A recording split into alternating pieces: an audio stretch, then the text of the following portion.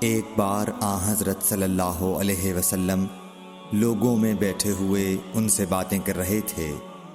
اتنے میں ایک دیہاتی آپ کے پاس آیا اور پوچھنے لگا کہ قیامت کب آئے گی۔ آپ صلی اللہ علیہ وسلم اپنی گفتگو میں مصروف رہے۔ بعض لوگ جو مجلس میں تھے کہنے لگے، آپ صلی اللہ علیہ وسلم نے دیہاتی کی بات سنی لیکن پسند نہیں کی، اور بعض کہنے لگے کہ نہیں، بلکہ آپ نے اس کی بات سنی ہی نہیں۔ جب آپ اپنی باتیں پوری کر چکے تو میں سمجھتا ہوں کہ آپ صلی اللہ علیہ وسلم نے یوں فرمایا، وہ قیامت کے بارے میں پوچھنے والا کہاں گیا؟ اس دیہاتی نے کہا، حضور میں موجود ہوں۔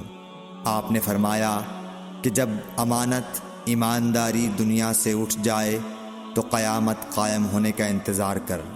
اس نے کہا، ایمانداری اٹھنے کا کیا مطلب ہے؟ آپ صلی اللہ علیہ وسلم نے فرمایا کہ جب حکومت کے کاروبار نالائق لوگوں کو سونپ دیے جائیں تو قیامت کا انتظار کر۔ صحیح بخاری حدیث نمبر 59۔